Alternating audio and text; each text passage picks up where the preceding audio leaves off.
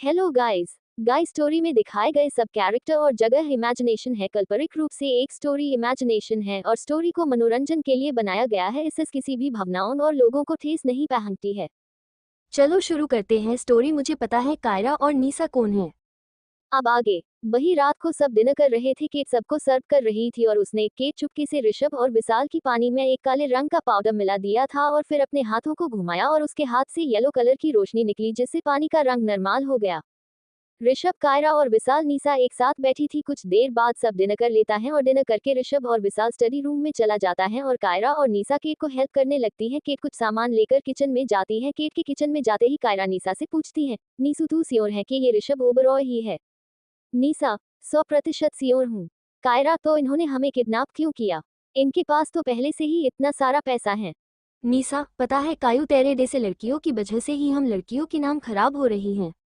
कायरा आंखें छोटी करके देख, नीसू तू ऐसे नहीं कह सकती, हम जैसे लड़कियां बहुत इनोसेंट होते हैं।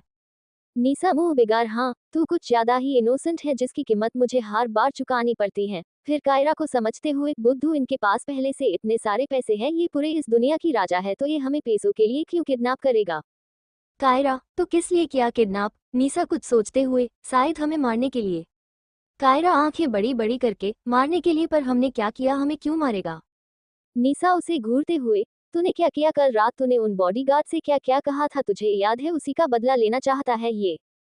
कायरा डरते हुए, पर नीसू मैं बस मजाक कर रही थी और वो भी मैंने ज्यादा कुछ नहीं कहा, बस थोड़ा सा ही तो कही थी, इतनी सी बात के लिए हमें मार देगा? नीसा, हाँ कायू ये बड़े लोग हैं, ये सब कर सकते हैं। कायरा, तो अब क्या करे? नीसा, क्या करना, भाग जाएंगे? नीसा की बात सुनकर कायरा कुछ कहती उससे पहले पीछे से आवाज आती है, कहाँ भाग जाओगी तुम दोनों? इस आवाज को सुनकर दोनों डर जाते हैं पर अपने चेहरे पे अपने डर को नहीं दिखाते। कायरा हंसते हुए कहती है, अरे केट हम रूम में भाग जाएंगे, आंगुराई लेते हुए, बहुत नींद आ रही है। कायरा की बात सुनकर नीसा भी हाँ में सिर हिला देती है। ये देख केट कहती है, तो तुम दोनों जाओ, जाके आराम करो, सारा काम तो ऑलमोस्ट हो ही चुकी है और बाकी का मैं कर लूंगी। नीसा, ओके केट, तो हम सोने जाते हैं। केट मुस्कुराते हुए हाँ में सिर हिला देता है जिसे देख कायरा और नीसा उसे गुड नाइट कह के जल्दी से ऊपर अपने रूम में चली जाती हैं। Study room. विशाल सिर झुकाकर खड़ा था और ऋषभ उसे बुरी तरह घूर रहा था। विशाल अपना सिर हल्का उठाकर ऋषभ को देखता है जो अभी भी उसे ही घूर रहा था, तो विशाल रोनी सी शक्ल बनाकर कहता है, प्लीज ब्रो ऐसे मत घूरो, मैंने कुछ नहीं किया, जो किया उस केट ने किया, उसका ही सारा प्लेन था। ऋषभ चिल्लाकर, केट केट। ऋषभ की आवाज सुन एक व्हाइट कलर की क्यूट बिल्ली वहां आती है। ऋषभ उस बिल्ली को देख, इंसानी रूप में आओ। ऋषभ के कहते ही वो बिल्ली एक सुंदर सी लड़की बन जाती है। यही हमारी केट है जो इंसानी रूप ले सकती है। और कहती है, क्या है, ऐसे क्यों चिल्ला रहा है? केट के आते ही विशाल वहां से चुपके चुपके चला जाता है। विशाल के जाते ही ऋषभ कहता है, तुमने ऐसा क्यों किया? केट, तुम्हें पता है ना कि ये चीज हमारे ऊपर कैसा इन्फ्लुएंस पड़ सकता है? केट, हाँ पर मेरे लिए तेरी और विशाल की सेफ्टी सबसे आगे है। ऋषभ एक गहरी सांस लेता है फिर कहता है, मुझे पता है कायरा और नीसा कौन है। केट अपनी आंखें बड़ी बड़ी करके, कौन है? ऋषभ केट की आंखों में देखता है, केट भी ऋषभ की आंखों में देखता है। ऋषभ की आंख लाल रंग में चमक उठता है। ये कहाँ चली गई? मुझे तो ये भी नहीं पता कि इतने बड़े घर में और इतनी सारी रूम में से ये लड़की किस रूम में है और यहाँ मैं अपना पावयार भी इस्तेमाल नहीं कर सकती। नीसा ये सब बड़बड़ाते हुए कायरा को ढूंढ रही थी। ढूंढते ढूंढते वो एक रूम की बाहर पहुंचती है। उस रूम का डोर हल्का खुला था। नीसा मन में सोचती है, क्या कायू इस रूम में है? इतना सोच नीसा अंदर चली जाती है। अंदर ब्लू डिम लाइट जल रही थी। नीसा उस रूम को देख कहती है, ये इस रूम में ऐसे डिम लाइट क्यों जल रही है? इतना कह के नीसा लाइट की स्विच ढूंढने लगती है। ढूंढते ढूंढते उसे स्विच मिल जाती है और वो लाइट ऑन कर देती है। लाइट ऑन होते ही नीसा पूरे रूम में देखती है। रूम डार्क ब्लू थीम से डेकोरेट किया गया था और रूम के बीचों बीच एक किंग साइज बेड था और बेड के सामने बाले वॉल पे विशाल का एक बड़ा सा फोटो टांगा हुआ था। विशाल उस फोटो में बहुत हैंडसम लग रहा था। नीसा को विशाल की फोटो को देख न जाने क्या होता है, वो उस फोटो की ओर बढ़ने लगता है। नीसा विशाल की फोटो के पास पहुंच के विशाल की फोटो को देखने लगता है और कहती है, ये हैंडसम तो बहुत है, जो भी लड़की इससे शादी करेगी वो बहुत लकी होगी। इतना कह के नीसा विशाल की फोटो को छूती है। नीसा के विशाल की फोटो को छूते ही उसकी नीसा आंखें बंद हो जाती हैं। फिर कुछ देर बाद जब नीसा की आंख खुलती है तो उसकी आंखों में डर साफ साफ देखी जा सकती थी। वो एक बार विशाल की फोटो को देखता है, फिर जल्दी से उस रूम से बाहर निकल जाती है और दौड़ते हुए अपने रूम में जाके डोर बंद कर लेती है। वही नीसा के बाहर जाते ही विशाल अपने रूम में आता है और रूम को देख उसे थोड़ा अजीब लगता है और वो खुद से कहता है, मैंने तो डिम लाइट ऑन करके गया था, तो लाइट किसने ऑन किया? फिर कुछ सोच, शायद मैंने ही किया है। फिर अपने कबर्ड के अंदर से एक बॉटल निकलता है। उस बॉटल में काले रंग की कुछ लिक्विड था। विशाल उस लिक्विड को देख डेविल स्माइल करते हुए कहता है, अब मैं भी देखता हूँ तुम कैसे खुद की असली पहचान को छुपा पाते हो। इतना कहते विशाल उस बॉटल को अपने पॉकेट में ले लेता है और रूम से बाहर निकल जाता है। विशाल और नीसा की रोमांस एक। अब आगे study room. Kate, Rishabh cutie वो कैसे हो सकती है वो तो। ऋषभ उसके बात काटते हुए, तुम्हें जितना जानना था मैंने बता दिया, अब और कुछ जानने की जरूरत नहीं है। केट, हाँ हाँ मुझे भी और कुछ नहीं जाननी। फिर बाहर जाते हुए, तो मैं चलती हूँ, मुझे बहुत नींद आ रही है, वैसे भी कल पूरी रात सोई नहीं मैं। ऋषभ, तुमने मोही द्रव किसके साथ मिला के दिया था। केट पीछे मुड़कर ऋषभ को देख, तेरे और विशाल के पानी में मिलाकर दिया था, पर तू टेंशन मत कर, तू आज क्यूटी के पास मत जाना, और विशाल को मैं जानती हूँ वो भी नीसा के पास नहीं जाएगा। ऋषभ कुछ सोचते हुए, पर मैंने तो। इतना कह के ऋषभ दौड़ते हुए बाहर निकल जाता है। केट ऋषभ को ऐसे बाहर जाते देख उसे कुछ समझ नहीं आता और वो भी उसके पीछे पीछे जाने लगती है। नीसा की रूम। नीसा अपने रूम के बेड पे बैठी अपनी आंखें बंद कर रखी थी और कह रही थी, गुरुदेव हम पहुंच गए, ऋषभ ओबरॉय ही द डेविल किंग है और विशाल ओबरॉय द डेविल प्रिंस, अब आगे मैं क्या करूं। नीसा की बात खत्म होते ही पूरे रूम में एक शांत आवाज गूंजती है, ध्यान रखो बेटी सब ठीक होगा, पर अभी तुम और कायरा बाहर से निकलो। नीसा, पर क्यों। गुरुदेव गुरुदेव बताइए, गुरुदेव बताइए, गुरुदेव हम यहाँ से क्यों जाए, गुरुदेव बताइए। पर नीसा के इतनी बार पूछने के बाद भी कोई आवाज नहीं आता। ये देख नीसा अपनी आंखें खोलती है और कहती है, गुरुदेव ने कहा है तो जरूर आज कुछ बुरा होने वाला है, मुझे जल्दी से कायू को ढूंढ के यहाँ से निकलना होगा। इतना कहके नीसा जैसे ही डोर की ओर बढ़ता है, डोर खुल जाता है और विशाल अंदर आता है। नीसा विशाल को देख थोड़ा डर जाती है, पर अपने डर को छुपाते हुए वो कहती है, ये क्या बदतमीजी है, ये ऐसे कौन आता है, और वो भी एक लड़की के रूम में इतनी रात को। विशाल डोर बंद करके नीसा की ओर बढ़ते हुए, बदतमीजी, फिर हंसते हुए, अभी तो मैंने बदतमीजी की ही नहीं, फिर अपने पॉकेट से लिक्विड की बोतल निकाल, और अगर तुम चाहते हो कि मैं कोई बदतमीजी ना करूँ तो जल्दी से ये पी लो। नीसा पीछे जाते हुए, ये क्या है, मैं इसे क्यों पीऊँ, मैं नहीं पीने वाली ये। विशाल, तुम्हें पीना तो पड़ेगा ही, चाहे वो तुम्हारे मर्जी से हो या जबरदस्ती। इतना कह के वो नीसा को पकड़ने के लिए आगे बढ़ता है, पर वो नीसा को पकड़ पाता उससे पहले ही नीसा बाहर से दौड़ते हुए वॉशरूम में घुस जाती है और डोर बंद करने ही वाली थी कि विशाल अपने पैर से डोर को बंद होने से रोक लेता है और खुद अंदर जाके डोर लॉक कर देता है और नीसा को देख डेविल स्माइल दे देता है। नीसा जो विशाल की ऐसी बर्ताव से काफी डर चुकी थी, वो पीछे जाते हुए कहती है, विशाल तुम मुझे जो समझ रही हूँ मैं वो नहीं हूँ, मैं आ। नीसा और कुछ कह पाती उससे पहले ही वो बाथटब में गिर जाती है। नीसा को गिरते देख विशाल दौड़ के उसके पास जाता है और उसे पकड़ता है। नीसा को छूते ही विशाल को अपने बॉडी में कुछ अलग सा फील होता है। वही इस बात से अनजान नीसा विशाल को कसके पकड़ लेता है और कहती है, विशाल मैं या कायू हम दोनों में से कोई तुम लोगों की दुश्मन नहीं है, हम तो। नीसा की बात खत्म होने से पहले ही विशाल एक झटके में उसे बाथटब से बाहर ले आता है और वॉल से सटा के खड़ा कर उसके होंठों पे अपना होंठ रख देता है और उसे किस करने लगता है। विशाल का एक हाथ नीसा के गर्दन के पीछे था और एक हाथ नीसा की कमर पे, वो किसी भूखे की तरह नीसा की होंठों को खा रहा था। वही नीसा को तो कुछ समझ ही नहीं आ रहा था कि उसके साथ ये हुआ क्या, पर जब उसे समझ आया तब वो विशाल को खुद से दूर कर देती है और उसे देखती है तो विशाल की आंखें पूरी लाल थी। ये देख नीसा को कुछ समझ आता है और वो अपनी आंखें बंद कर लेती है, पर वो इसके आगे कुछ कर पाती कि विशाल फिर से उसे पकड़ लेता है और नीसा की नेक पे किस करने और बाइट करने लगता है। नीसा फिर से विशाल को दूर धक्का दे देता है और बाहर से जाने लगती है तो विशाल उसे पकड़ नीचे गिरा देता है और खुद उसके ऊपर आ जाता है और नीसा की नेक कॉलरबाइन पे बेतासा किस और बाइट करने लगता है। नीसा उसे खुद से दूर करने की कोशिश करती है, पर इस बार विशाल ने उसे कसके पकड़ रखा था। विशाल अब नीसा की टोप को फाड़ देता है और उस टोप से नीसा की हाथों को बंद देता है। अब नीसा विशाल के सामने ब्रा और शॉर्ट्स में थी। विशाल नीसा के ऊपर से उठता है और नीसा को देखते हुए खुद के कपड़ों को भी निकाल देता है। अब विशाल सिर्फ बॉक्स में था। ये देख नीसा बाहर से उठने की कोशिश करते हुए कहती है, विशाल तुम क्या कर रहे हो, प्लीज मुझे छोड़ दो, तुम अभी अपने होश में ना। नीसा और कुछ कह पाती उससे पहले ही विशाल उसकी शॉर्ट्स भी उतार देता है। अब नीसा ब्रा और पैंटी में थी। नीसा की आंखों से अब आंसू निकल रही थी और वो शांत हो गई थी, शायद वो समझ चुकी थी कि अब वो नहीं बच सकती। वही विशाल नीसा के बॉडी को लस्ट भरी नजरों से देख रहा था। फिर वो नीसा को गोद में उठा लेता है और बाथटब में उसे लेटा देता है और खुद भी अंदर आ जाता है और नीसा के ऊपर आके उसे किस करने लगता है। वो नीसा को हर जगह किस और बाइट कर रहा था, जिससे नीसा की हल्की हल्की सिसकियां निकल रही थी और विशाल नीसा की सिसकियां सुन और एक्साइटेड हो जाता है और वो नीसा की ब्रा और पैंटी को भी उसके शरीर से अगल कर देता है। अब नीसा पूरी तरह नेकेड थी। अब विशाल नीसा की ब्रेस्ट पे आ जाता है और नीसा की एक ब्रेस्ट को मुंह में लेकर साक करने लगता है और एक को हाथ से दूसरे ब्रेस्ट को प्रेस कर रहा था और दूसरा हाथ उसके नीसा कमर पे था। नीसा लास्ट कोशिश करते हुए कहती है, आहा विशाल, अगर मैं और तुम एक हो गए तो हम कभी अलग नहीं हो सकते। क्या तुम पूरी जिंदगी मेरे साथ रह पाओगी? आहा। नीसा की बात सुनकर विशाल नीसा की ब्रेस्ट पे जोर से बाइट कर देता है और दूसरे ब्रेस्ट को जोर से प्रेस करता है, जिससे नीसा की चीख निकल जाती है। फिर अपने दूसरा हाथ जो नीसा के कमर पे थी उसे उसके प्राइवेट पार्ट पे ले जाता है और अपने 2 उंगली उसके अंदर डाल देता है, जिससे नीसा की फिर से चीख निकल जाती है और उसके आंखों से आंसू निकल आते हैं। विशाल कुछ देर नीसा के प्राइवेट पार्ट पे अपनी उंगली अंदर बाहर करता है, फिर अपने बॉक्सर को भी उतार देता है और बाथटब में पानी के अंदर ही नीसा के अंदर समा जाता है, जिससे नीसा की एक और चीख निकल जाती है। आहा। नीसा की चीख सुनकर विशाल और वाइल्ड हो जाता है और अपने कमर को हिलाने लगता है। कुछ देर बाद वॉशरूम के अंदर से पानी की फाच फाच आवाज और नीसा और विशाल की सिसकियां सुनाई दे रहा था। वही ऋषभ और केट हॉल में थे। केट ऋषभ को देखते हुए, कहाँ गई क्यूटी? कहीं भाग तो नहीं गई ना? कहीं नहीं मिल रही? ऋषभ 2 उंगली से अपने फॉरहेड को राब करते हुए, उसने मेरी ग्लास से पानी पिया था, पता नहीं उसके ऊपर वो कैसा असर कर रहा है।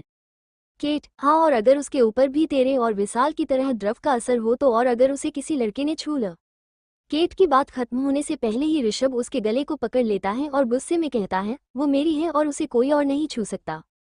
केट अपने गले को चुराते हुए, मैं तो बस कह रही थी कि ऐसा हो सकता है अगर। ऋषभ केट की गले को और कसके पकड़ते हुए, वो हम जैसा नहीं है तो उसके ऊपर भी द्रव से असर नहीं करेगा। केट खांसते हुए, ठीक है, पर मुझे छोड़ और उसे ढूंढ, मुझे मारने से तुझे क्यूटी मिल नहीं जाएगा डेविल। केट की बात सुनकर ऋषभ उसे छोड़ देता है और बाहर से ऊपर अपने रूम की ओर चला जाता है। केट जो ऋषभ के छोड़ते ही धड़ाम से नीचे गिर गई थी और खास रही थी, वो ऋषभ को ऊपर जाते देख विशाल और नीसा की रोमांस दो। अब आगे, ऋषभ अपने रूम में जाता है और एक छोटी सी पेंटिंग जो वॉल पे लगा था उसके सामने खड़ा हो जाता है और वो उस प्रिंटिंग को छूने ही बला था कि तभी उसे वॉशरूम से पानी गिरने की आवाज आता है। पानी की आवाज आते ही ऋषभ रुक जाता है और पीछे पलट वॉशरूम को देखने लगता है, जिसका डोर हल्का खुला था। ये देख ऋषभ वॉशरूम की ओर बढ़ता है और डोर खोल अंदर जाता है तो अंदर शावर चल रही थी पर कोई दिख नहीं रहा था। ऋषभ शावर ऑफ करता है, तभी उसे कुछ फील होता है। फिर ऋषभ बाथटब के पास जाता है तो बाथटब में देख के चौंक जाता है। नीसा की रूम। नीसा के वॉशरूम से अभी भी नीसा की सिसकियां सुनाई दे रही थी अंदर। अब नीसा नीचे फर्श पे लेटी हुई सिसकियां ले रही थी और अपने हाथ से अपने खुद के ब्रेस्ट को प्रेस कर रही थी। उसकी आंखें बंद थी। वही विशाल नीसा के किटी को किसी पागल की तरह साक लीक और बाइट कर रहा था, जैसे वो अपनी फेवरेट चीज खा रहा हो। बहुत देर तक विशाल नीसा के किटी को खा रहा था और उसे देख लग रहा था कि वो उसके कभी नहीं छोड़ने वाला। अब नीसा भी पागल हो रही थी। उसका स्किन पूरी सफेद पड़ रही थी और उसकी आंखें भी पूरी ब्लू हो गई थी। उसकी नीसा होंठ भी पूरा नीला पड़ गई थी।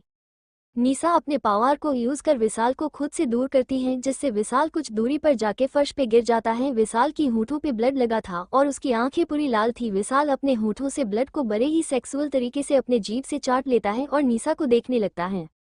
नीसा जो अभी हाफ रही थी वो विशाल को देखता है। अभी वो दोनों पूरे नेकेड थे। नीसा एक झलटे में जाके विशाल के ऊपर बैठ जाती है और उसे विशाल धक्का देके फर्श पर लेटा देती है और विशाल की होठों पे अपना होंठ रख देती है और उसे किस करने लगती है और अपने एक हाथ को विशाल की बॉडी पे चलाने लगता है और एक हाथ को उस विशाल की प्राइवेट पार्ट पे ले जाती है और उसे सहलाने लगती है, जिससे विशाल नीसा के होंठ पे काट लेता है। विशाल के काटते ही नीसा उसके होठों को छोड़ देता है और उसके नेक, शोल्डर और चेस्ट पे बाइट और किस करने लगता है। उसका हाथ अभी भी विशाल की बॉडी में चल रहा था और दूसरा हाथ उसके विशाल प्राइवेट पार्ट पे था और विशाल का एक हाथ नीसा की ब्रेस्ट पे था और एक हाथ बैक पे था और वो नीसा की ब्रेस्ट को बुरी तरह मसल रहा था। कुछ देर ऐसे ही किस और बाइट करने के बाद नीसा विशाल की कमर पर बैठ जाता है और उसके प्राइवेट पार्ट को अपने अंदर समा लेती है और कमर हिलाने लगती है। विशाल भी नीसा की कमर को पकड़े हुए उसे और तेजी से हिलाने लगता है। वॉशरूम और रूम में नीसा और विशाल की सिसकियां सुनाई दे रहा था। ऐसे ही कुछ 1 घंटे तक नीसा विशाल के ऊपर रहती है, फिर वो थक के विशाल के ऊपर ही गिर जाती है, पर विशाल अभी भी सेटिस्फेक्शन नहीं मिला था। वो दोनों पसीने से पूरे भीगे हुए थे। कुछ 5 मिनट तक सब शांत रहता है, फिर विशाल नीसा को अपने नीचे कर लेता है और उसे किस करने लगता है। वो नीसा को हर जगह किस करता है और फिर नीसा की ब्रेस्ट को साफ करते हुए एक झटके में उसके अंदर समा जाता है, जिससे नीसा उसके कंधों को जोर से पकड़ लेता है और विशाल अपना कमर हिलाने लगता है। ऐसे ही पूरी रात दोनों एक दूसरे को प्यार करता है। नीसा थक गई थी पर विशाल उसे छोड़ ही नहीं रहा था और वो नीसा को प्यार करता रहा। वही केट अभी सड़क पर भाग रही थी और वो अभी अपने असली रूप बिल्ली में थी। वो बहुत तेजी से भाग रही थी। तभी उसके सामने 5 कुत्ते आ जाते हैं और केट को घेर लेता है। केट उनको देख कहती है बिल्लियों की भाषा में, देख अब मैं बहुत जल्दी में हूँ, अभी मैं कोई लफड़ा नहीं चाहती हूँ, तो मुझे जाने दे। पर केट की कोई भी बात का उन कुत्तों पर कोई असर नहीं होता और वो सब केट की ओर बढ़ने लगता है। ये देख केट फिर से कहता है, चल अगर तुम लोगों को ही अपनी इज्जत प्यारी नहीं तो मैं क्या करूँ, अगर तुम्हें एक बिल्ली से पीटना है तो आ देखते हैं किसमें कितना है दम। इतना कह के केट जैसे ही उन कुत्तों पे झपटना चाहा कि तभी वहां एक लड़के की आवाज आता है जो कह रहा था, है हाट, क्या कर रहा है, खा पी के कोई काम नहीं जो इतने कुत्ते मिलकर एक प्यारी और छोटी बिल्ली को परेशान कर रहा है, हट यहाँ से। उस लड़के की आवाज सुन सारे कुत्ते बाहर से चला जाता है और केट तो बस उस लड़के को देखने में ही बीजी था। वो लड़का बहुत हैंडसम था पर ऋषभ से कम, क्योंकि हमारे हीरो के आसपास भी कोई नहीं जा सकता, वो तो है ही ऑल इन वन। वो लड़का केट को ऐसे खुद को देखते देख केट को अपने गोद में उठा लेता है और उसके केट माथे पे हाथ फेरते हुए कहता है, तुम डरो मत क्यूट बिल्ली, वो सब चले गए, अब तुम्हें कुछ नहीं होगा। पर केट को उसकी कोई भी बात सुनाई नहीं दे रहा था। उसे तो बस उस लड़के का चेहरा और उसके हिलते हुए होंठ दिख रही थी। केट को अभी भी खुद को ऐसे देखते देख वो लड़का कुछ सोचता है, फिर केट को गाल पे किस करता है। केट तो जैसे जम ही गई थी उस लड़के की किस करने से। फिर वो लड़का कहता है, तुम्हें भूख लगी है ना, फिर केट को अपने कार के पास ले जाते हुए, चलो मैं तुम्हें खाने देता हूँ। इतना कह के वो लड़का केट को गोद में लेकर कार में बैठ जाता है। केट को उस लड़के की गोद में बैठ कुछ अजीब सा फील हो रहा था, पर फिर भी पता नहीं क्यों वो बाहर से उठता नहीं और उस लड़के की गोद में ही बैठी रहती है। वही वो लड़का कार स्टार्ट कर देता है और बाहर से निकल जाता है। ओबरोई विला के छत पे दादाजी आलती पालती मारकर बैठा था और उनके सामने 5 लड़की की बॉडी थी। वो लड़कियां करीब 16-17 साल की थी। वो सारी लड़की नेकेड थी। उनके बॉडी जगह जगह से कटा था जहां से खून निकल रहा था, पर वो खून जमीन पर नहीं गिर रहा था। उस लड़कियों को देख लग रहा था कि कोई इन सारी लड़कियों का खून धीरे धीरे पी रहा हो और वहां पूरे छत पे एक मदहोश करने वाली खुशबू थी। कुछ घंटा ऐसे ही बीत जाता है और वहाँ जो मदहोश करने बली हाया थी वो और ज्यादा बढ़ती है और वो 5 लड़कियों की लाश जो अब तक पूरा सफेद पड़ चुका था वो धुआं बन जाते हैं। ये सब कहते देख दादाजी जोर जोर से हंसने लगता है और कहता है, जितना मजा करना है कर ले, बस कुछ दिन और फिर मैं भी देखता हूँ उसे कौन बचाता है, वो खुद मेरे पास आएगा और तू उसे मेरे पास लेकर आएगा ऋषभ। इतना कह के दादाजी जोर जोर से हंसने लगता है। ऋषभ और कायरा की रोमांस अब आगे। ऋषभ का रूम ऋषभ बाथटब में देख चौंक जाता है। बाथटब में पानी के अंदर कायरा थी जिसकी आंखें अभी बंद थी। ऋषभ जल्दी से बाथटब के पास जाता है और कायरा को बाथटब से बाहर निकलता है। पानी से बाहर आते ही कायरा अपनी आंखें खोल देती है और ऋषभ को देखने लगती है। ऋषभ कायरा को रूम में लेकर जा रहा था। जब कायरा को समझ आता है कि उसे बाथरूम से बाहर लेकर जा रहा है तो वो छटपटाते लगती है और ऋषभ की गोद से उतरने की कोशिश करती है, पर ऋषभ उसे नहीं छोड़ता।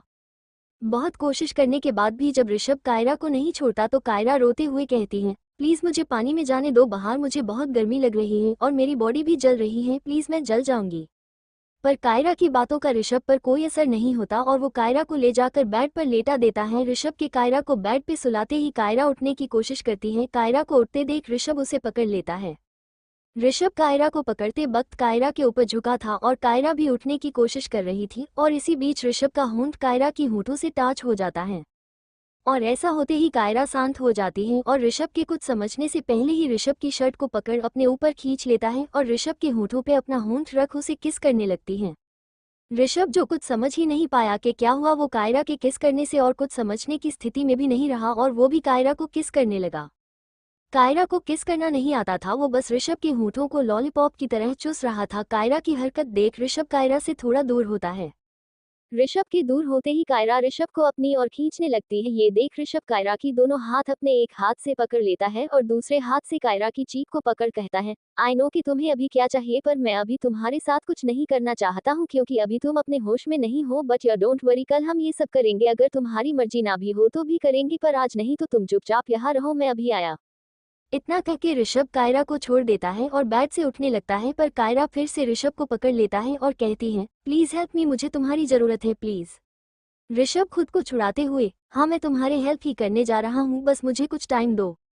कायरा बेड से उठ ऋषभ से चिपकते हुए, नहीं कोई टाइम नहीं है, अभी हेल्प करो। इतना कहके वो ऋषभ की नेक और चेस्ट पे किस और साक करने लगता है। कायरा की ऐसा करने से ऋषभ की आंखें बंद हो जाता है और उसको अपने लोअर पार्ट में कुछ हलचल महसूस होता है। ऋषभ कायरा को खुद से दूर करने की कोशिश करता है पर कायरा उससे दूर नहीं हो रही थी। उसने ऋषभ की कमर पे अपना पैरों को लापे ली थी। ऋषभ कायरा को लेकर बेड पे गिर जाता है। अब कायरा ऋषभ के ऊपर थी और उसे किस कर रही थी और अपने हाथों से उसे शर्ट के बटन को भी खोल रही थी। तभी ऋषभ कायरा से कहता है, अब तुम मुझे ब्लेम नहीं कर सकते। इतना कह के वो कायरा को पलटा देता है और खुद उसके ऊपर आ जाता है और कायरा की होठों पे अपना होंठ रख देता है और वाइडली किस करने लगता है। कायरा भी उसका पूरा साथ दे रही थी। ऋषभ कायरा को किस करते करते उसके टॉप के अंदर हाथ डाल देता है और कायरा को कमर और पेट को सहलाते हुए अपने हाथ को ऊपर ले जाने लगता है और उसका ऋषभ दूसरा हाथ कायरा की नेक पे था और वो लगातार कायरा के होठों को साफ किए जा रहा था। फिर ऋषभ कायरा के मुंह में अपना जीभ डाल देता है और उसके मुंह के हर एक कोने की स्वाद लेने लगता है। कायरा भी ऋषभ के मुंह में अपनी जीभ डाल देती है। अब दोनों एक दूसरे की जीभ को साक रख रहे थे और कायरा ऋषभ की शर्ट की बटन खोल उसके ऋषभ बॉडी से अलग कर कोने में फेंक देता है और ऋषभ की नेके पीठ और छाती पे अपनी हाथों को फेरने लगती है। कायरा की हर एक टच ऋषभ को और ज्यादा वाइल्ड कर रहा था। ऋषभ अब कायरा की होठों को छोड़ उसके नेक और कॉलर बोन पर किस और बाइट करने लगता है। कायरा भी ऋषभ की नेक और शोल्डर पे किस कर रही थी और अब ऋषभ का एक हाथ कायरा के टॉप के अंदर उसके ब्रा के ऊपर से ही उसके ब्रेस्ट को सहला रहा था और हल्का हल्का प्रेस भी कर रहा था, जिससे कायरा की मुंह से सिसकियां निकल रही थी और वो ऋषभ के नेक और शोल्डर पे बाइट करने लग जाती है। ऋषभ कायरा से अलग होता है और कायरा की आंखों में देखते हुए कायरा की टॉप और शॉर्ट्स को उतार देता है। अब कायरा सिर्फ पिंक कलर की इनवे में थी और उसमें वो बहुत सुंदर और सेक्सी लग रही थी। ऋषभ बस कायरा को देखे जा रहा था, पर ऋषभ के अलग होते ही कायरा को फिर से गर्मी लग रही थी और उसकी शरीर जल रहा था। ऋषभ को ऐसे खुद को देखते देख कायरा उठ के बैठ जाती है और ऋषभ के पेंट को खोलने लगती है। कायरा को ऐसा करते देख ऋषभ अपनी आंखें बंद कर लेता है। कायरा ऋषभ के पेंट की जीप खोल देता है। कायरा की जीप खोलते ही ऋषभ कायरा को पकड़ लेता है और उसकी चेहरे को ऊपर कर अपने होंठ कायरा की होंठों पे रख देता है और अपने पैरों की मदद से अपने पैंट को उतार लेता है। अब ऋषभ सिर्फ बॉक्सर में था और वो कायरा को बेतहासा किस कर रहा था। कायरा भी ऋषभ का साथ दे रही है। फिर ऋषभ कायरा की ब्रा का हुक खोल देता है और उसके बॉडी से उसकी ब्रा अलग कर फेंक देता है और कायरा को बेड पे लेटा के उसके ब्रेस्ट पे झपट पड़ता है और कायरा की ब्रेस्ट को बुरी तरह मसलने गलता है और उसके नेक कॉलर बांध शोल्डर हर जगह किस और बाइट करने लगता है। कायरा बस चद्दर को कसके पकड़े थी और सिसकियां ले रही थी, जिसे सुन ऋषभ और एक्साइटेड हो रहा था। अब ऋषभ कायरा की एक ब्रेस्ट को अपने मुंह में लेकर साफ करने लगता है और एक हाथ से दूसरे ब्रेस्ट को प्रेस करने लगता है और अपना दूसरा हाथ कायरा की पैंटी के अंदर डाल उसकी किटी को सहलाने लगता है, जिससे कायरा और ज्यादा बेचैन होने गई थी। कायरा से अब और सहन नहीं हो रही थी। वो करहाते हुए ऋषभ से कहता है, आहा प्लीज डोंट। कायरा की बात सुनकर ऋषभ कायरा की चेहरे के पास आता है और उसके निचले होंठ पे हल्के से बाइट करते हुए, क्यों तुम्हें अच्छा नहीं लग रही है? कायरा ऋषभ के होठों पे किस करते हुए, बहुत अच्छा लग रहा है, पर मुझे अभी वो चाहिए, जल्दी प्लीज। ऋषभ कायरा के ऊपर से उठते हुए, क्या चाहिए तुम्हें? मैं समझा नहीं। कायरा को कुछ समझ नहीं आ रहा था। उसे इस वक्त सिर्फ अपने बॉडी की नीड्स पूरी करनी थी। वो ऋषभ की बॉक्सर को देखते हुए कहती है, वो चाहिए। ऋषभ कायरा की नजर को फॉलो करता है और कायरा की नजर कहाँ है ये देख ऋषभ के चेहरे पे एक डेविल स्माइल आ जाता है और वो कायरा को देख कहता है, ये तो तुम्हारी ही है और तुम्हें ये चाहिए तो खुद ले लो। इतना कह के ऋषभ बेड पे सीधा लेट जाता है। वही वो लड़का केट को एक 3 BHK फ्लैट में ले आता है। वो फ्लैट बहुत खूबसूरत था। वो लड़का हॉल में आता है और केट को सोफे पे बिठा के कहता है, बिल्ली तुम यही रहो, मैं अभी सवार लेकर आई, फिर मैं तुम्हें दूध गर्म करके दूंगा और तुम डरना मत, यहाँ मेरे अलावा कोई नहीं रहता। इतना कह के वो अपने रूम में चला जाता है। उस लड़के के जाते ही केट अपनी इंसानी रूप में आ जाती है और उस लड़के की रूम की ओर देखते हुए कहती है, कोई इंसान इतना अच्छा भी होता है क्या, जो एक रास्ते की बिल्ली को बचा के अपने साथ अपने घर लेकर आ गया और उसे खाना भी खिलाना चाहता है। इतना कह के केट उस पूरे घर में घूम घूम के देखने लगती है। Now your turn sweet heart. अब आगे। ऋषभ की लेते ही कायरा ऋषभ की ऊपर आ जाती है और ऋषभ के बॉक्सर को उतार फेंकता है और ऋषभ की प्राइवेट पार्ट को अपने हाथ में पकड़ लेती है। कायरा के पकड़ते ही ऋषभ के मुंह से आहा निकल जाता है और वो कायरा को रोक लेता है और अपने नीचे कर देता है और खुद उसके ऊपर आ जाता है और कायरा की पैंटी को उतार देता है और कायरा की किटी पे अपना होंठ रख देता है और उसे साक और लीक करने लगता है। ऋषभ के ऐसा करते ही कायरा की सिसकियां तेज हो जाती हैं और वो ऋषभ के बालों को खींचने लगती हैं। कुछ 20 मिनट कायरा के किटी को साक और लीक करने के बाद वो कायरा की किटी पे अपना प्राइवेट पार्ट को रगड़ने लगता है और कायरा की चेहरे को देखता है जो अभी आंखें बंद किए हुए थी। ऋषभ कायरा की नेक पे किस करते हुए कहती है, I R ready sweet heart. Rishabh की आवाज सुन कायरा अपनी आंखें खोल ऋषभ को देखती है और अपनी सिर हाँ में हिला देती है। कायरा के हाँ करते ही ऋषभ एक झटके में उसके अंदर समा जाता है, जिससे कायरा की आंखों के कोने से आंसू बह जाती हैं और वो अपनी नाखून को ऋषभ की पीठ पे चुभा देता है और बाहर से खून निकलने लगता है, पर ऋषभ को इससे कोई फर्क नहीं पड़ता। ऋषभ अपने प्राइवेट पार्ट को कायरा के अंदर से बाहर लाता है और फिर से एक जोरदार झटके में उसके अंदर समा जाता है, जिससे कायरा की नाखून और ज्यादा ऋषभ के पीठ पे गिर जाता है। पर ऋषभ उस पे ध्यान नहीं देता है और तेजी से अपनी कमर को हिलाने लगता है। कायरा को पहले तो दर्द होती है, पर फिर उसे भी अच्छा लगती है और वो ऋषभ का साथ देने लगती है। कायरा जोर जोर से आहें भर रही थी, फिर वो ऋषभ को देख कहती है, aha aha, it's a lot of fun to do, aha. Kaira की बात सुनकर ऋषभ अपना स्पीड और बढ़ा देता है और कायरा की ब्रेस्ट को पकड़ जोर जोर से प्रेस करके हौंफते हुए कहता है, yes and now we will always do this whether you want it or not. इतना कह के ऋषभ के चेहरे पे एक डेविल स्माइल आ जाता है और वो पलट जाता है, जिससे कायरा उसके ऊपर आ जाती है और अभी भी ऋषभ की प्राइवेट पार्ट कायरा के अंदर ही था। ऋषभ कायरा को देखते हुए कहता है, now your turn sweet heart. इतना कह के ऋषभ कायरा की दोनों ब्रेस्ट को अपने दोनों हाथों से पकड़ प्रेस करने लगता है और कायरा भी अपनी कमर को धीरे धीरे हिलाने लगती है। कुछ देर ऐसे ही हिलाने के बाद ऋषभ कायरा की कमर पकड़ लेता है और उसकी कमर को तेजी से हिलाने लगता है। वो दोनों ऐसे ही पूरी रात एक दूसरे को प्यार करते हैं। करीब सुबह 4 बजे कायरा थक जाती है और हाफते हुए ऋषभ से कहती है, aha wait I am tired of me no more aha. Kaira की बात सुनकर ऋषभ और तेजी से धक्के लगाते हुए कहता है, पर अभी मेरा नहीं हुआ। ऋषभ की बात सुनकर कायरा कुछ कहने ही वाली थी कि ऋषभ उसके होंठों पे अपना होंठ रख देता है। वही केट पूरे फ्लैट को घूम घूम के देख चुका था। फ्लैट बहुत ज्यादा सुंदर था। केट को तो यकीन ही नहीं हो रहा था कि कोई लड़का इतने अच्छे से सब संवार के रख सकता है। फिर वो घूमते घूमते फिर से हॉल में आ जाती है और उसकी नज़र उस लड़के की रूम पर पड़ती है जिसका डोर खुला था। ये देख केट उस रूम की ओर चली जाती है और रूम के अंदर जाके देखने लगती। तभी उसकी नज़र सामने जाता है और सामने का नज़ारा देख केट वहीं जम जाती है और आंखें फाड़े सामने देखने लगती हैं। सामने वो लड़का पूरा नेकेड था और उसके टॉवल नीचे गिरा था और वो भी आंखें फाड़े केट को देख रहा था। कुछ देर बाद केट जोर ले चिल्ला देती है और केट के चिल्लाते ही वो लड़का भी चिल्ला देता है। फिर केट जल्दी से उस रूम से बाहर निकल जाती है और अपने सीने पे हाथ रख हौंफते हुए कहती है, कितना बेशर्म लड़का है, ऐसे डोर को खुला रख कौनछी। इतना कह के वो फिर से सोफे पे बैठ जाती है। कुछ देर बाद वो लड़का बाहर आता है। उसने इस वक्त एक ब्लू कलर की टी शर्ट और लोअर पहना। वो बाहर आके केट को गुस्से में देख पूछता है, तुम कौन हो और मेरे फ्लैट में क्या कर रहे हो, और तुम मेरे रूम में मेरे परमिशन के बिना कैसे चले गए। उस लड़के की बात सुनकर केट उसे घूरते हुए कहती है, मैं केट हूँ और तू मुझे खुद यहाँ लेकर आया है और वो भी गोद में उठा के, और मैं कहीं भी जाऊँ मेरी मर्जी, मुझे किसी की परमिशन की जरूरत नहीं है। और तू ऐसा बेशर्म है कि ऐसे नंगी पुंगी क्यों घूमता है। केट की बात सुनकर वो लड़का शौक था। वो कहता है, मैंने तुम्हें यहाँ मेरे फ्लैट पर लेकर आया हूँ और वो भी गोद में उठाकर। कब, और ये मेरा घर है, तो यहाँ कहीं भी जाने से पहले तुम्हें मेरी परमिशन लेनी पड़ेगी। और मैं मेरे घर में जैसे भी घूमूं उससे तुम्हें क्या।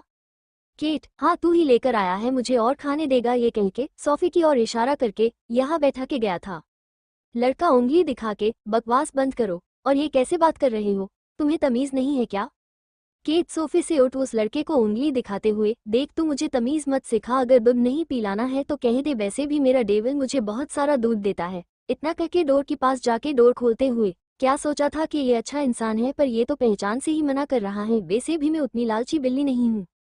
इतना कह के केट अपने असली रूप बिल्ली में आ जाती है और बाहर से चली जाती है। वो लड़का तो केट को बिल्ली होते देख सिर पकड़ सोफे पे बैठ जाता है और अपनी आंखों को बार बार झपकाने लगता है। उसे अपनी आंखों पे विश्वास नहीं हो रहा था।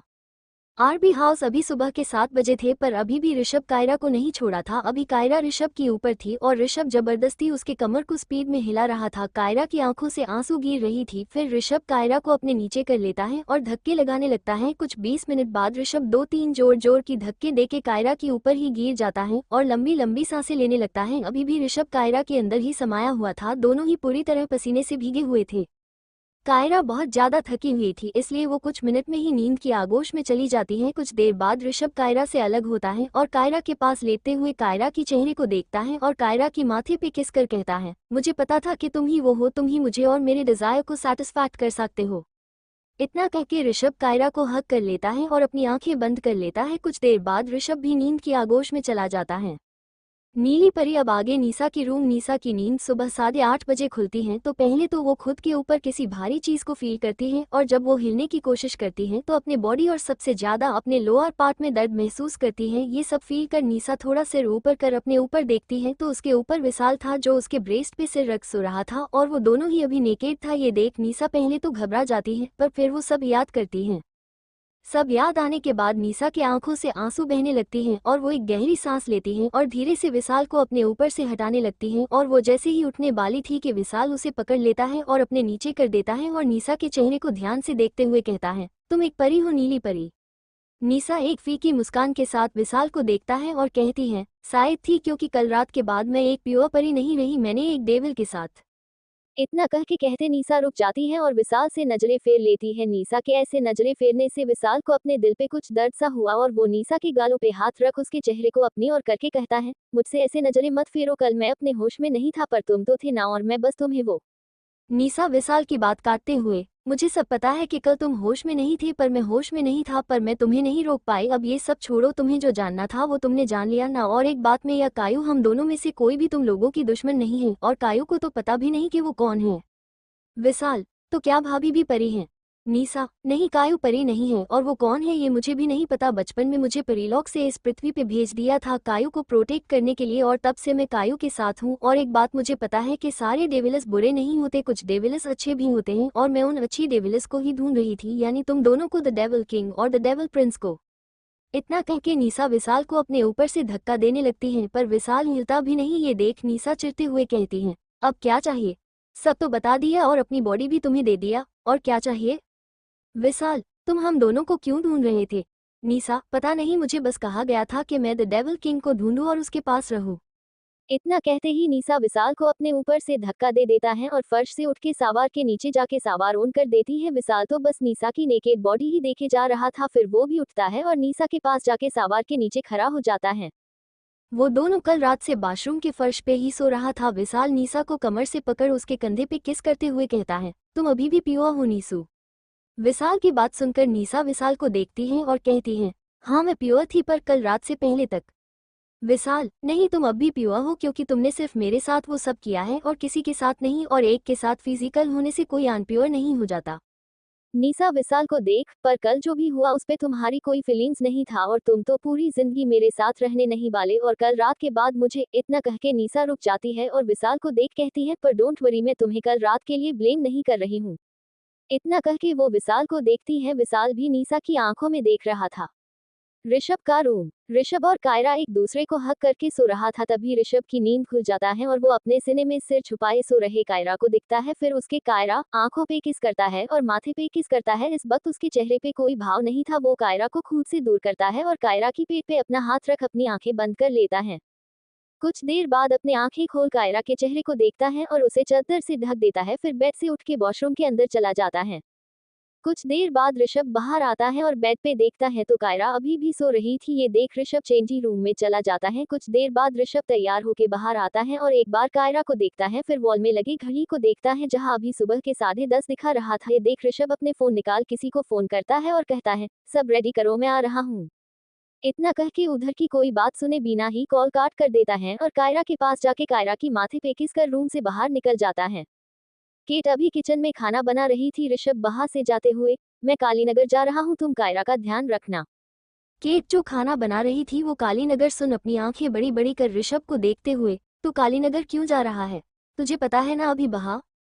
ऋषभ, मुझे सब पता है और तुम मुझसे ज्यादा सवाल मत पूछो और जो कहा वो करो। इतना कह के ऋषभ वहां से चला जाता है। ऋषभ के जाते ही केट अपने माथे पे हाथ रख, ये डेविल का बच्चा मुझे किसी दिन टेंशन दे देकर ही मार देगा।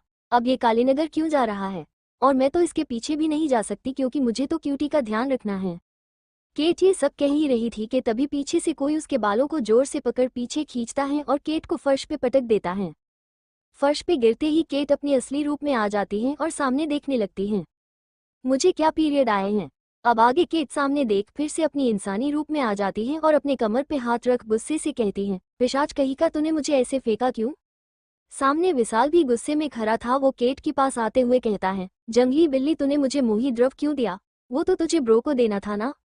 केट पीछे हटते हुए, तू ऐसे क्यों कह रहा है? तू भी तो राजी था ना नीसा की? विशाल, हाँ, पर ऐसे नहीं जैसे तूने किया। मैं तो उसके मुंह से उसकी सच जानना चाहता था। केट, तो क्या हुआ? आज जान लेना, और तू कल तो उसके पास गया नहीं था ना? विशाल केट को घूरते हुए, कल मैं उसके रूम में गया था उससे सच निकालने के लिए, पर। केट आंखें बड़ी बड़ी कर विशाल को देखते हुए, क्या तूने उसके साथ वो सब कर लिया? एक डेविल होके एक परी के साथ ये सब? विशाल, शट अप कैट, बकवास मत कर। और क्या हुआ, मैं डेविल और वो परी है तो अब वो मैरी है, समझी? केट, नहीं मुझे कुछ समझ नहीं आ रहा। तो उसके पास गया वो तो ठीक है, पर उसे छुआ क्यों? तूने अगर उसे नहीं छूता होता तो ऐसा कुछ नहीं होता गधे। विशाल हंसते हुए, हाँ हाँ, मुझे तो सपना आएगा ना कि केट ने मुझे मोही द्रव दिया है तो मैं नीसा के पास ना जाऊँ, और अगर जाऊँ भी तो उसे छूना है ना, और वो भी दिन में सपने आएगा जब मैं सोया ही नहीं, जागते वक्त सपने आता है ना। फिर गुस्से में, गधी बिल्ली तू मुझे बताएगा तब ना मुझे पता चलेगा कि तूने मुझे मोही द्रव दिया है। केट, मैं मानता हूँ कि मैंने ये गलती की है, वो क्या है ना मैं तुझे बताना भूल गई थी, पर इससे तो अच्छा ही हुआ तुझे पता चल गया कि नीसा एक अच्छी परी है, मतलब नीली परी। विशाल, हाँ वो तो मुझे ऐसे भी पता चल जाता। फिर कुछ सोचते हुए केट को घूर के देखता है और पूछता है, तुझे कैसे पता चला कि नीसा नीली परी है? केट, वो तो मुझे ऋषभ ने बताया। विशाल, ब्रो को पता है कि? केट, उसे सब पता है, तू और मैं ही बेवकूफ हूँ जो पता करने चले थे कि क्यूटी और नीसा कौन है, और सब गड़बड़ कर दिया हमने तो। विशाल, बेवकूफ तू है, मैं नहीं, और गड़बड़ भी तेरी वजह से हुआ है। केट, हाँ पर उसमें तेरा भी हाथ था, पर अब हमें ये सब नहीं, नीसा के बारे में सोचना चाहिए। फिर कुछ सोचते हुए, मैं नीसा की हेल्प कर सकती हूँ। विशाल केट के सामने हाथ जोड़ते हुए, तुझे और कुछ करने की जरूरत नहीं, पहले ही तूने इतना अच्छा काम किया है, अब इसे और मत बिगाड़। केट, तो मैंने तो तेरा अच्छा ही किया ना, तू तो नीसा को पसंद करता था तो मैंने तेरी लाइन क्लियर कर दिया। केट की बात सुनकर विशाल कुछ कहता के पीछे से नीसा आते हुए कहती है, तुमने क्या क्लियर दिया केट? नीसा की आवाज सुन विशाल और केट उसे देखने लगा। विशाल जल्दी से नीसा के पास जाता है और कहता है, तुम यहाँ क्यों आए? अभी तुम कमजोर हो, जाओ जाके आराम करो। नीसा विशाल को देख, मैं कमजोर नहीं हूँ, और तुम भूल रही हो मैं कोई इंसान नहीं हूँ, मैं एक परी हूँ, तो मुझे भी कुछ मैजिक आती है जिससे मैं अपने दर्द को कम कर सकती हूँ। इतना कह के नीसा कुछ सूंघने लगती है और अपने नाक पे हाथ रख कहती है, यहाँ कुछ जल रहा है क्या? नीसा की बात सुनकर केट विशाल को देख, हाँ इसका दिमाग जल रहा है, क्योंकि दिल तो इसके पास है ही नहीं जलने के लिए। केट की बात सुनकर विशाल कोई रिएक्ट नहीं करता और नीसा को भी कुछ समझ नहीं आती, तो नीसा फिर से कहती है, केट शायद तुम कुछ पका रहे थे वही जल रही हैं। नीसा की इस बात को सुनकर केट अपने सिर पे हाथ रख चिल्लाकर, हाय इस पिशाच की चक्कर में मेरी खाना जल गई। विशाल जो नीसा के ऐसे बात सुनकर हॉट हो गया था, वो केट की बात सुनकर कहता है, इसमें मैंने क्या किया, तू मुझे क्यों ब्लेम कर रही है? केट, तू जा यहाँ से। विशाल नीसा को खींच के ले जाते हुए, हाँ जा रहा हूँ, और आजकल तो कुछ ज्यादा ही अलसी हो रही है, कल ब्रेकफास्ट नहीं बनाया और आज इतना लेट ब्रेकफास्ट। इतना कहते कहते वो नीसा को बाहर से लेकर चला जाता है और केट बस उसे घूरता ही रह जाती है। ऋषभ का रूम, कायरा की नींद खुलती है और वो आंगड़ाई लेते हुए उठ बैठती है और अपनी आंखें मलते हुए चारों ओर देखती है। तभी उसकी नजर अपने ऊपर जाती है तो कायरा शॉक हो जाती है और जल्दी से चद्दर से खुद को ढकते हुए कहती है, ये मेरी कपड़े कहाँ है और मैं इस रूम में क्या कर रही हूँ? मैं और नीसू तो यहाँ से भागने वाले थे ना, तो मैं यहाँ कैसे?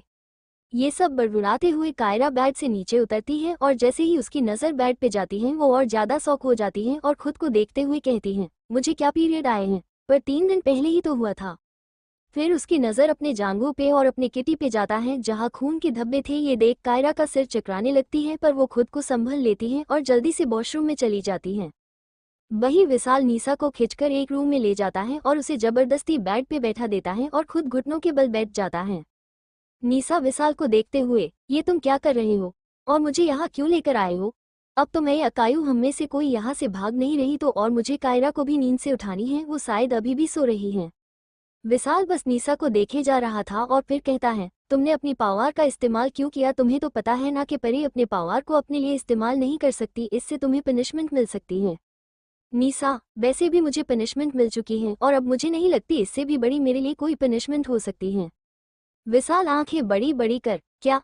वही ऋषभ एक घने जंगल के बीचों बीच खड़ा था और वहां अभी दिन में भी रात की तरह अंधेरा था और ऋषभ अभी बहुत खूंखार दिख रहा था। उसके हाथों की नाखून बहुत लंबी लंबी और नुकीला था, आंखें पूरी लाल होके चमक रहा था और 2 नुकीले दांत भी निकल आया था, और ऋषभ अभी शर्टलेस था जिससे उसका मस्कुलर बॉडी दिख रहा था। ऋषभ चल के सामने एक बहुत बड़े और पुराने पैर के सामने खड़ा हो जाता है और हाथ आगे कर अपनी आंखें बंद कर लेता है। ऋषभ के आंख बंद करते ही उसके हाथों से लाल रोशनी निकलता है और कुछ ही देर में वो पैर 2 हिस्सों में बट जाता है और अंदर एक रास्ता नजर आता है। पैर के खुलते ही ऋषभ अपना आंखें खोलता है और पैर के अंदर चला जाता है। ऋषभ के जाते ही वो पैर अपने आप ही बंद हो जाता है और वो जगह भी पूरा साफ हो जाता है। अब वो जगह को देख कोई कह ही नहीं सकता कि यहाँ कुछ समय पहले क्या हुआ, और वो पैर भी एक नॉर्मल पैर बन गई थी। पर कोई थी जो दूर से सब देख रही थी और उसके चेहरे पे इस वक्त एक प्यारी सी मुस्कान थी और वो बड़े ही प्यार से उस पैर को देख रही थी। रात को तुम्हें बताता हूँ मैं कितना बेशर्म हूँ। अब आगे। विशाल अभी भी वैसे ही बैठा एकटक निशा को देख रहा था और ये देख निशा चिढ़ते हुए कहती है, क्या है, कभी लड़की नहीं देखी क्या? कब से घूरे जा रही हूँ, शर्म नहीं आता एक लड़की को ऐसे घूरते हुए? विशाल निशा के कमर पे अपने हाथों को लपेट लेता है और उसके गोद में सिर रख कहता है, तुम कोई साधारण लड़की नहीं हो, तुम परी हो, वो परी जो अब मेरा बन चुका है। निशा विशाल के हाथों को अपने कमर से हटाने की कोशिश करते हुए, मैं तुम्हारी नहीं हूँ और मुझे छोड़ो। विशाल निशा को और टाइट पकड़ लेता है और उसे देख शरारती अंदाज में कहता है, क्यों मेरे छूने से तुम्हें कुछ कुछ हो रहा है? निशा की पेट पे किस कर, मुझे कोई प्रॉब्लम नहीं है, मैं हमेशा रेडी हूँ, वैसे भी कल रात का सब मुझे ठीक से याद नहीं है। निशा विशाल को घूरते हुए, ये सब उटपटांग चीजें सोचना बंद करो और मैं तुम्हारे साथ फिर से वो सब नहीं करने वाली। विशाल हंसते हुए, हाँ हाँ वो तो रात को पता चलेगा और आज तो मैं होश में हूँ, पूरा मजा लूंगा। निशा विशाल से दूर होते हुए, इस बारे में कोई बात नहीं होगी और मुझे कायू को उठाना है तो तुम मुझे उसके पास लेकर चलो जल्दी। विशाल उठ खड़ा होता है और रूम से बाहर जाते हुए, हाँ मुझे भी भाभी को देखना है, कल ब्रो ने क्या उनकी क्या हाल किया है। विशाल की बात सुनकर निशा उसके पीछे पीछे रूम के बाहर जाते हुए, तुम्हारा कहने का मतलब क्या है कि कल ब्रो ने उसकी क्या हाल की है? विशाल सीढ़ी चढ़ते हुए, वो कल ब्रो को भी मोही द्रव दिया गया था। विशाल की बात सुनकर निशा की आंखें बड़ी बड़ी हो जाती और वो विशाल के सामने जाके उसे गुस्से में कहती हैं, तुम ऐसा कैसे कर सकते हो? अरे कायू तो ऋषभ को ऐसे ही झेल नहीं पाएगी और ऊपर से तुमने। विशाल निशा को शांत कर, भाभी को कुछ नहीं होगा, भाभी कोई नॉर्मल इंसान नहीं है और अगर कुछ होता तो हमें पता चल जाता, भाभी ठीक है, अब तुम चलो अपने आंखों से देख लेना। इतना कहके विशाल निशा को अपने साथ ऋषभ की रूम की ओर ले जाने लगता है। ऋषभ का रूम। कायरा वॉशरूम से बाहर आती है, उसने इस वक्त सिर्फ ब्लैक कलर की टॉवल पहनी थी। कायरा के पास कपड़े नहीं थे, पर फिर कुछ सोच वो कबर्ड के पास जाती है और कबर्ड को खोलती है तो चौंक जाती है और खुद से कहती है, मैं तो मेरे सारे कपड़े इस रूम से ले गई थी, तो फिर ये सब यहाँ आया कैसे? फिर एक ड्रेस निकालते हुए, जैसे भी आई उससे मुझे क्या, मुझे तो अपने कपड़े मिल गए। इतना कह के कायरा ड्रेस लेकर फिर से वॉशरूम में चली जाती है। कुछ देर बाद कायरा बाहर आती है तो सामने देख पहले तो खुश होती है, पर उसकी खुशी ज्यादा देर तक नहीं टिकी क्योंकि सामने विशाल और निशा थी जो आंखें फाड़े बैग को देख रही थी। उनको ऐसे बैग को देखते देख कायरा भी बैग को देखती है तो उसका कायरा चेहरा पूरा लाल पड़ जाती है और वो जल्दी उनके पास जाके कहती है, न नीसू तुम दोनों यहाँ क्या कर रहे हो? मैं तो अभी नीचे आ रही थी। निशा के कुछ कहने से पहले विशाल कहता है, भाभी आप ऐसे कैसे हो, आपको दर्द नहीं हो रहा क्या? कायरा विशाल को देखते हुए, क्या मैं ऐसे कैसे हूँ और दर्द क्यों हो? इतना कहते कहते कायरा की नज़र बिस्तर पर लगे खून के धब्बे पे पड़ता है और कायरा ये देख कुछ सोचने लगती है तो विशाल उसे हिलते हुए फिर से पूछता है, क्या हुआ भाभी, आपको दर्द नहीं हो रही क्या? कल रात के। विशाल की बात पूरी होने से पहले ही कायरा कहती है, हाँ वो क्या है ना, कल रात मेरा पीरियड आ गई थी और मैं समझ भी नहीं पाई क्योंकि मैं सो रही थी तो यहाँ दाग लग गई, पर तुम चिंता मत करो, मैं धो दूंगी और अभी मुझे कोई दर्द नहीं हो रहा तो तुम टेंशन मत लो। विशाल कायरा को देखते हुए, ओह तो आपका पीरियड आया है तो कल ब्रो। विशाल की बात काटते हुए कायरा कहती है, नहीं नहीं देवर जी वो क्या है ना मैं कल गलती से इस रूम में आ गई थी, मेरा मतलब वो। निशा चिल्लाते हुए, बस इसे सब तुझे इतना भी एक्सप्लेन करने की जरूरत नहीं है। विशाल को देख और तुम बेशर्म बेवकूफ अभी यहाँ से जाओ, मुझे कायू से बात करनी है। विशाल आंखें छोटी करके निशा को देखते हुए, क्या बेशर्म और बेवकूफ, तुम मुझे बेवकूफ कह रहे हो? निशा, हाँ कह रही हूँ, क्यों तुम्हें सुनाई नहीं दिया? विशाल निशा को उंगली दिखाते हुए उसके पास आने ही बला था, तभी कायरा विशाल को रोक देता है और कहती है, देवर जी इतना गुस्सा मत होइए, इतना गुस्सा भी ठीक नहीं है और मुझे भी नीसू से बात करनी है।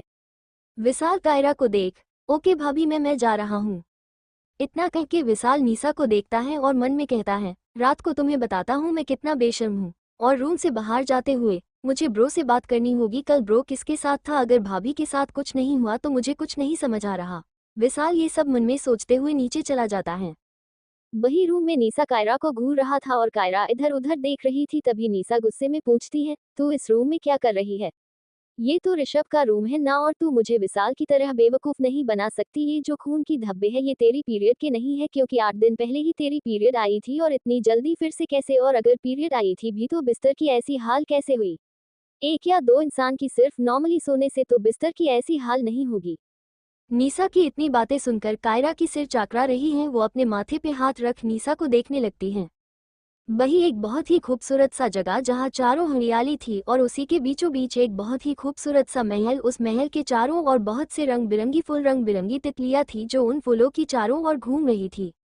वही महल से कुछ दूरी में एक झरना थी और उस झरना में कुछ लड़कियां नहा रही थी। एक लड़की जो झरने की बिल्कुल नीचे खड़ी थी वो पूरा नेकेड और उसकी शरीर की बनावट भी साफ साफ समझ रही थी, पर कुछ ठीक से दिख नहीं रही थी और ना उसका चेहरा ठीक से दिख रहा था, पर वो जा बहुत सुंदर इतना तो पता चल ही रही थी।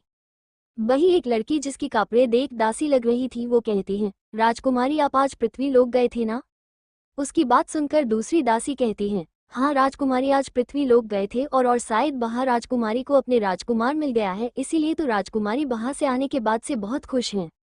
उनके बात खत्म होते ही झरने के अंदर से वो लड़की बाहर आती है और उसके बाहर आते ही उसके शरीर पे एक सफेद रंग का कपड़ा पड़ता है और देखते ही देखते वो लड़की उस कपड़े को अपने शरीर में लपेट लेती है। फिर सबके पानी से बाहर आके उन दासियों को देखते हुए कहती है, हाँ मुझे मेरा राजकुमार मिल गया है। कुछ सोचते हुए अपनी आंखें बंद कर लेती हैं और कहती हैं, वो बहुत सुंदर हैं और खूंखार भी, वो इस ब्रह्मांड का सबसे सुंदर पुरुष है और सबसे शक्तिशाली। उस लड़की की बात सुनकर एक दासी कहता है, तो उसका नाम क्या है? वो कोई इंसान है क्या राजकुमारी? लड़की आंखें खोल हल्का हंसते हुए, वो मेरा राजकुमार है। इतना कह के वो अपने कपड़े जो बाहर रखा था वो पहनती है और बाहर से चली जाती है और उसके पीछे पीछे उसकी सारी दासी भी चली जाती हैं। अब आगे क्या होगा? कायरा नीसा से क्या कहेगा? कौन है ये लड़की और कौन है इसके राजकुमार? आपने और प्रिंस ने कल पूरी रात किसी के साथ संबंध बनाए। अब आगे ऋषभ का रूम। नीसा अभी भी कायरा को घूर रही थी और कायरा एक बार उसे देखती तो एक बार बिस्तर को कुछ देर और देखने के बाद नीसा कहती है, कायू ये तो क्या कर रही है? क्या तू मुझे सब सच सच कहेगी कि कल रात क्या हुआ और ये खून ये सब क्या है? कायरा नीसा को ले जाकर सोफे पे बैठाती है और खुद भी उसके पास ही बैठ जाती है और उसे नीसा देख कहती है, सॉरी नीसू, वो कल रात को मेरी वजह से हम यहाँ से भाग नहीं सके, पर पक्का आज हम भाग जाएंगे। नीसा कायरा को देख, ये सब हम बाद में बात करेंगे, पर पहले मुझे ये बता कि तू इस रूम में कैसे और क्यों आई और बेड पे ये खून? कायरा शांत हो जा नीसू, मैं तुझे सब बता रही हूँ अपने हाथ आगे करके, पर तू पहले ये प्रॉमिस करके तू गुस्सा नहीं करेगी और मुझे बीच में टोकेगा नहीं, मेरी पूरी बात सुनकर ही कुछ कहेगी। नीसा उसके हाथ पे अपनी हाथ रख, ओके प्रॉमिस? कायरा ठीक है, तो अब मैं कहना शुरू करती हूँ। नीसा हाँ उसीलिए तो बैठे हैं, जल्दी बोल। कायरा हाँ कह रही हूँ ना, तो सुन, कल रात जब मैं अपने रूम गई और मैं अपने रूम में ही जगी थी क्योंकि सो गई तो भाग नहीं पाऊंगी, पर कुछ देर जागने के बाद मुझे याद आया कि मैं तो अपनी ड्रेस लेना ही भूल गई। देखिए जो हम पहन रहे हैं ये तो हमारी नहीं है, ये तो हमें ऋषभ और देवर जी लेकर दिया है उनके पैसों से और मैं किसी की चीज लेकर भाग नहीं सकती, इसलिए मैं अपनी ड्रेस ढूंढने लगी। फिर मुझे याद आया कि मैं तो परसों ऋषभ के साथ सोई थी तब।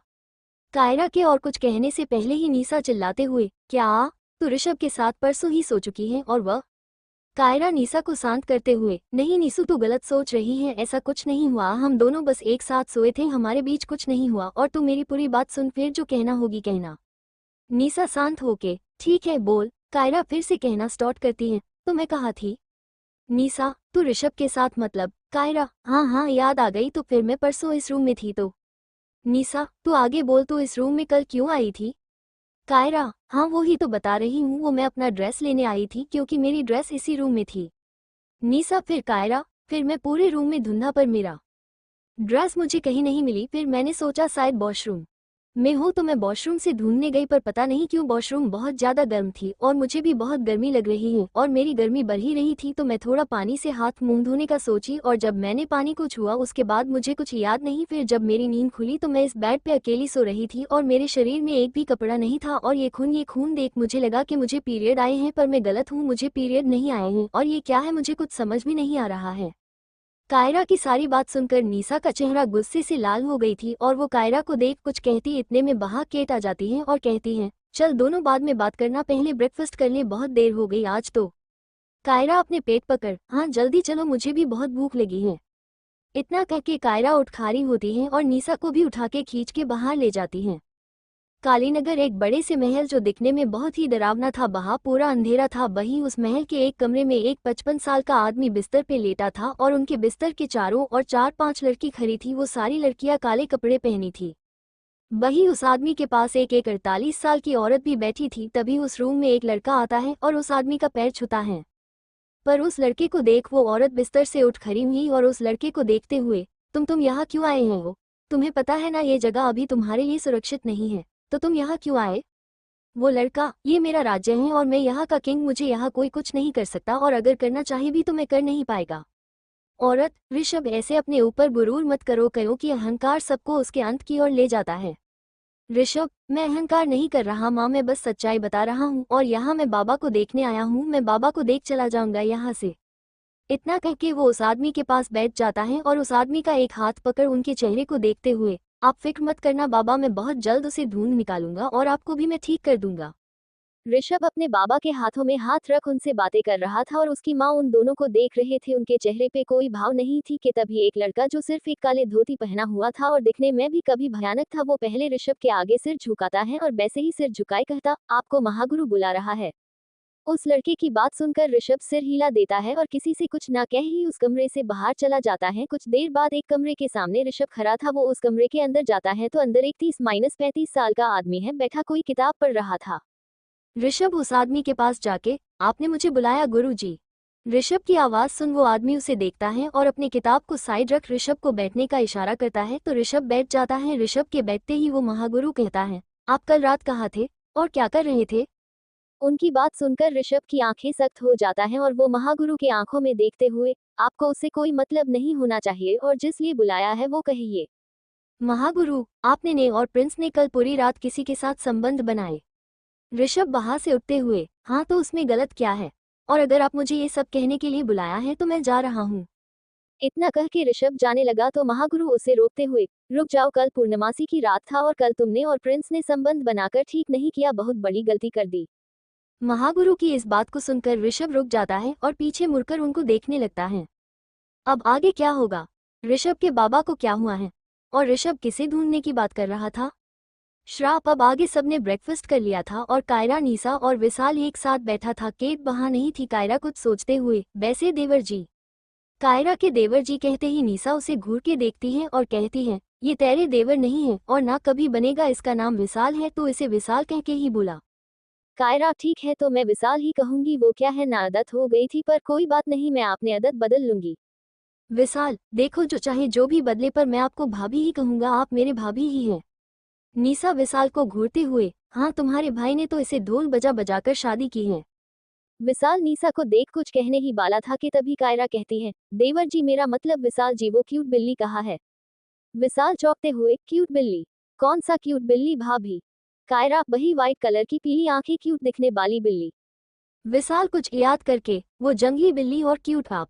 विशाल कह ही रहा था कि इतने में बाहर एक व्हाइट कलर की क्यूट बिल्ली आ जाती है और विशाल को घूरने लगती है। ये देख विशाल चुप हो जाता है और कायरा तो उस बिल्ली को देख खुशी से झूम उठती है और जल्दी से जाके उस बिल्ली को गोद में उठा लेती है और उसके सिर से हिलाते हुए कहती है, अरे बिल्ली, तुम कहाँ थी? कल पूरी दिन मैंने तुम्हें नहीं देखा और आज भी इतने टाइम बाद फिर विशाल और नीसा को देख, ठीक है तो मैं बिल्ली के साथ खेलने जा रही हूँ। इतना कह के वो जाने लगती है तो विशाल कहता है, हाँ आप केट के साथ खेलो, नीसा को देख आंख मारते हुए, और हम एक दूसरे के साथ। विशाल की बात सुनकर कायरा कुछ समझ नहीं पाती और मुड़ के विशाल को देखते हुए पूछती है, मतलब? विशाल, मतलब मैं और नीसा यहाँ बैठे हैं, आप जाइए खेलिए। विशाल की बात सुनकर कायरा मुस्कुराती है और बाहर से चली जाती है। कायरा के जाते ही नीसा विशाल का कॉलर पकड़ लेता है और गुस्से में पूछती है, तुम लोगों ने कल कायू के साथ क्या किया था? उसे कल रात की कुछ याद क्यों नहीं? विशाल अपने कॉलर छुड़ा के, इसमें मैंने या किसी ने भी कुछ नहीं किया, भाभी ने ही गलती से मोही द्रव जो ब्रो को दिया गया था उसे खा लिया और उनपे पता नहीं कैसा असर हुआ, क्योंकि हमारे ऊपर तो मोही द्रव तब तक असर नहीं करता जब तक हम किसी लड़की को छू ना ले, जैसे कल तुम्हें छूने के बाद। इतना कहते कहते विशाल नीसा को देखता है। नीसा भी उसे ही देख रही थी। फिर नीसा पूछती है, तो तुमने कल मुझे छुआ ही क्यों? विशाल नीसा को पकड़ अपने गोद में बैठा देता है और उसके नेक पे किस करते हुए, मुझे पता नहीं था, केट ने ब्रो के साथ साथ मुझे भी मोही द्रव दिया है। नीसा विशाल के हरकत को रोकते हुए, ये क्या कर रहे हो? विशाल फिर से नीसा के नेक पे बाइट करके, क्यों तुम्हें महसूस नहीं हो रही मैं क्या कर रहा हूँ? इतना कह के विशाल का जो हाथ नीसा के कमर पे था वहां से एक हाथ उसके पीठ पे चला जाता है और उसके ड्रेस की जीप खोलने लगता है और दूसरा हाथ नीसा के ड्रेस के ऊपर से ही उसके ब्रेस्ट को सहलाने लगता है और लगातार नीसा के नेक और कॉलर बोन पर किस किए जा रहा था। विशाल की हरकत से नीसा की सांसें तेज हो गई थी और वो तेज तेज सांस लेते हुए कहती हैं, वो 20 साल कोई आ जाएगा, हम अभी हॉल में हैं, प्लीज रुक जाओ। विशाल नीसा के ड्रेस की जीप खोल के उसके ड्रेस को उसके शोल्डर के नीचे करते हुए, कोई नहीं आएगा। इतना कह के वो नीसा की शोल्डर पे किस करने लगता है और नीसा के ड्रेस को और नीचे कर उसके ब्रेस्ट की ब्रा के ऊपर से ही प्रेस करने लगता है, जिससे नीसा की हल्की हल्की सिसकियां निकल रही थी जो विशाल को और पागल कर रहा था। वही एक बहु बड़े से हॉल में उसे एक आदमी जो बहुत पुराने जमाने का कपड़ा पहना था और उनके पास ही उसने बीबी भी थी जो बहुत अजीब तरीके से साड़ी पहनी थी और उन दोनों के सामने एक खूबसूरत लड़की जिसने बहुत भारी लहंगा पहन रखी थी पर उस पे वो बहुत सुंदर लग रही थी। वो आदमी गुस्से से कहता है, मोहिनी तुम अब एक पृथ्वी के लड़के के लिए मेरा अपमान करोगे। मोहिनी, नहीं पिताजी मैं आपका अपमान नहीं कर रहा, मुझे बस पृथ्वी जाके मेरे राजकुमार को ढूंढना है और उससे शादी करके उसे यहाँ लाना है और आप मुझे जो भी कहें मैं पृथ्वी लोग जाऊंगी ही जाऊंगी। मुझे मेरे दीदियों को भी ढूंढना है, मैंने सुना है या किसी का दी और यामिनी दी भी वही है। मैंने बचपन से आपकी सारी बात मानी पर ये नहीं मान सकती, मुझे माफ कर दीजिए पिताजी। इतना कह के मोहिनी जाने लगती है तो उसके पिता गुस्से में पीछे से कहता है, मैं तुम्हें श्राप देता हूँ मोहिनी। श्राप की बात सुनकर भी मोहिनी रुक जाती है और पीछे मुरार देखती है। वो औरत भी उठ खड़ा होता है और कहती है, ये आप क्या कर रहे हैं, ऐसा मत करिए। पर वो आदमी उनकी बात नहीं सुनता और मोहिनी को श्राप दे देता है। श्राप सुन मोहिनी के पैरों तले जमीन खिसक जाती है और वो आश्चर्य के साथ अपने पिता को देखने लगती है। कुछ देर देखने के बाद मोहिनी एक दर्द भरी मुस्कान के साथ कहती है, सही कहते हैं सब पराया कभी अपना नहीं होता, अपना अपना ही होता है और अब तो मुझे श्राप मिल ही चुकी है तो अब मैं यहाँ रह के क्या करूँगी। इतना कह के मोहिनी वहां से दौड़ते हुए चली जाती है। उसे जाते देख वो औरत रोते हुए कहती है, आपने ऐसा क्यों किया, मोहिनी को ऐसे श्राप क्यों दिए। आदमी, मैंने जो किया मोहिनी के भलाई के लिए किया। औरत की ओर देख, तुम्हें तो पता ही है पृथ्वी के लोग कैसे होते हैं, इसलिए मैंने उसे श्राप दिया और अब मोहिनी श्राप से तभी मुक्त होगी जब उसे उसकी सच्चा प्यार मिलेगी। औरत, वो तो मोहिनी को उसकी सच्चा प्यार मिल गया। औरत की बात काटते हुए, नहीं वो मोहिनी का प्यार नहीं पसंद है और मोहिनी जिसे प्यार करे वो नहीं जो मोहिनी से सच्चा प्यार करेगा, अगर वो मिला तो मोहिनी मुक्त हो जाएगी। हेलो गाइस, आपको स्टोरी पसंद आई तो लाइक सब्सक्राइब और कमेंट करके जरूर बताएं। Thank you for listening headphone दिल।